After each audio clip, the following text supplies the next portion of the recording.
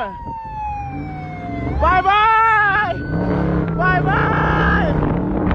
How you coming, bitch? We leave shit every day, goofy! So every rapper that you see in New York that is free and walking around, it's probably because he never shot anybody. Because if he did, he'd definitely be on Rikers Island already. Being the biggest city in the United States by population, but not even being in the top 10 for crime, means this is not the place to gangbang, contrary to what it might look like. Now, I'm not saying that you won't randomly get punched on the subway, but you're still more likely to get murdered in Detroit. And bro, RPT, which is the River Park Towers, this project building, has been hit with 2 RICOs in just 1 decade. And before K-Flock's whole gang got indicted in 2023, New York had already pulled off the largest gang takedown in city history. This was bigger than the mob. No other city in America is.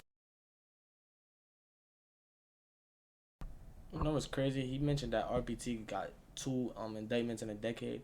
I know a block in Brooklyn right now that had 4 indictments in the last decade. This is crazy. Doing this. What's the words? FJB. Let me know how y'all feel about the vid. Like, what's y'all thoughts on it? Just leave a comment below. Let me know what else y'all would like for me to react to, or what y'all want to see, or what y'all want to know more about. But let's get back into it.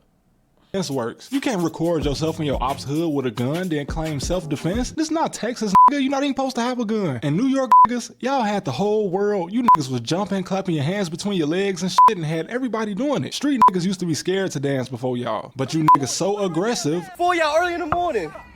And so, on camera, why anybody would gangbang in a city with over 25,000 cameras that we know about is beyond me. You want to know what $164 million in cameras looks like? It wouldn't even matter if K-Flock didn't have a $4,000 outfit on. The point of this frame is, this skinny leg ass nigga was going to jail anyway. The feds live in New York City. How the f did D-Thing get out on a RICO charge? Anyway, in case you didn't know, every 10 years, New York is dangerous. And then the next 10 years, it's not. There's always a spike in murders every decade, then the police crack down, and then the murder rate plummets. But starting in 2010, NYPD stopped these spikes altogether. The era the K-Flock's generation grew up, aka the sturdy generation, falls right in the time for the murders to spike again. But my nigga, New York was solving about 80% of all murders when these little niggas was running wild. 80! And niggas still don't be wearing masks. And y'all rap about it. Who the fuck told anybody that song lyrics can't be used in court? Young Thug's trial was a state case. Had he been in federal court in New York, we would have never heard from him again. Why did drill start and last so long in Chicago? Because the police in Chicago only solved 21 to 26% of murders, meaning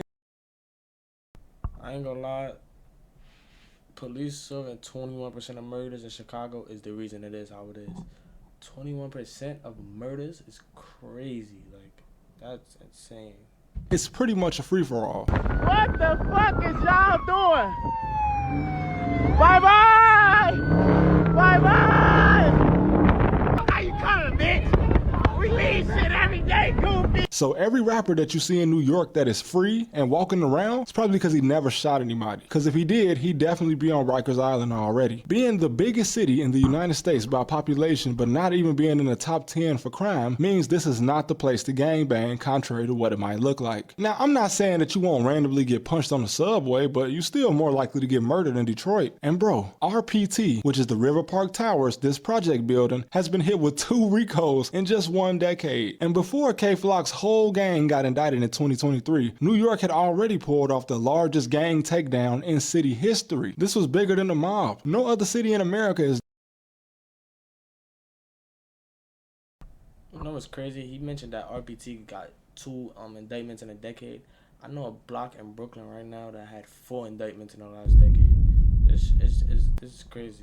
Doing this, literally. This is some El Salvador, you guilty until proven innocent type shit. And by the way, the Southern District of New York Court ends 95% of all cases in a guilty plea. And when it comes to the feds who live in New York, only 0.4% of people take it to trial and get off. 0.4. Admitting to a crime in a song is nothing compared to you being caught on camera. And since most of you niggas never heard of cell phone towers, when you commit a crime, your phone puts you at the scene. Being from Chicago, I have to tell you, the only reason the drill scene was able to take off here is because the Chicago police are not good at solving crimes. The NYPD is. It's the largest police force in the country. Do you know why K-Flock's homie and his ops will testify against him? Because your only two options in a gang racketeering charge are death or mandatory life. You think a nigga gonna sit in prison with you for life just to say he kept it real? Man, fuck that. New York is beautiful, especially when you can go outside. And with these type of charges, man, you could have saved the motherfucker from falling on the train tracks and he'll still testify against you. Remember, Flock's homie got shot and he went to go retaliate for his friend, and this friend still testified against him. The streets is dead, bro, especially in New York, and it's basically been dead since the 90s, before most of these little niggas was even born. So I can forgive them for being ignorant, and I would have loved for New York to have their own rap scene that actually managed to stay relevant. And I'm sure in the next 5 years, we'll see the little guys that's about 12 years old right now blowing up on YouTube, and then 2 years from that, we'll see them being led away in handcuffs if they don't learn from the previous generation's mistakes. I don't like to be the guy to say, hey, your favorite rapper is going to jail forever and you ain't gonna never see him again. But I fuck with Lil Durk, and that nigga is probably never gonna see the light of day again. In fact, had Lil Durk's brother still been alive, he would be serving mandatory life in the feds in Chicago. But the difference with Chicago is it took until these guys were in their 30s to get caught. All of the New York drill rappers are in the feds directly after high school, and the ones that's not, I must stress, they are not the killers, because if they were, they would be on Rikers Island. Again, you still might get punched in the face on the subway for no reason, but contrary to what the media will have you believe, New York is not somewhere the drill should have ever happened. It didn't do shit but make the police do their job harder and make the FBI concentrate more on whatever boroughs they weren't already looking into. And remember where the RICO charge came from.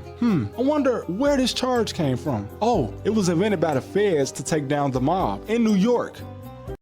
Named Giovanni was the first European to sail into New York Harbor. And although he encountered 30 canoes full of the native Lenape tribe, he ignored them and claimed the area for France. The French paid for his boat, so it was only right, I guess. He also thought the Hudson River was a lake. He continued up the East Coast planting the French flag before going back to France, but he wasn't satisfied. So he came back to explore the Caribbean, but ended up being killed in Eden by the Carib people near the island of Guadalupe, not far from Haiti and the Dominican Republic. Then a Spanish fleet, led by a Portuguese man, sailed up the Hudson, didn't see anyone, so they just tried to name it San Antonio, and then the Spanish just also kind of forgot about it. Then 80 years later, an Englishman named Henry Hudson was, to be honest, looking for a cheaper way to get to the Middle East by sailing around Canada for some reason, which, in case you're wondering, would have never worked because it was frozen most of the year, but he actually ended up in what's now the Hudson River. And the natives, probably wondering why white people kept coming to New York, planting flags and leaving, probably just ignored him. And Henry probably would have come back, but he was trying to convince his crew that they could totally sail through the Arctic to get to the Middle East, but they didn't feel like dying, so they just threw him overboard and he was never seen again. And this is where a Dominican man named Juan set foot in modern day Manhattan. He saw the last flag left there by Henry, which was a Dutch flag, by the way, and just kind of told the natives, yeah, I work for the Dutch. You want to trade some fur? And they say, yeah. Thus, Juan the Dominican became the first real New Yorker. Well, I guess New Netherlander. James, Duke of York, who later became King James, who New York was actually named after, wasn't born yet, but you get what I'm saying. Now, Juan did kind of work for the Dutch, only in the sense that when they showed up, he could speak the native Lenape language, and they said, hey Juan, you want to be our translator? And he said, yeah. Anyway, what I'm trying to say is, I didn't give New York a proper video, nowhere near the credit that the Big Apple deserves. The city's so nice, they named it twice, remember? And fun fact,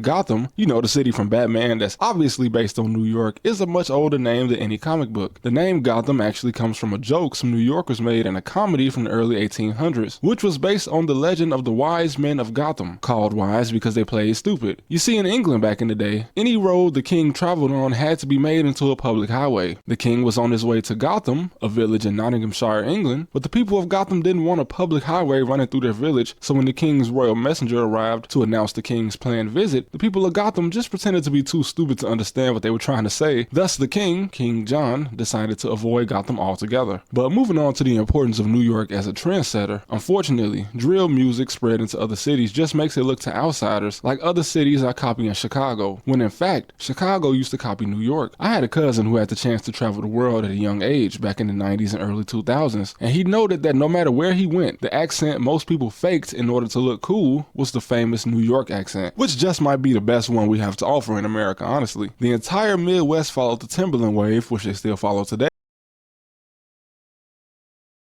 New York do have the best accent. I'm gonna give it a buck. Like, yeah, New York got the best accent for sure.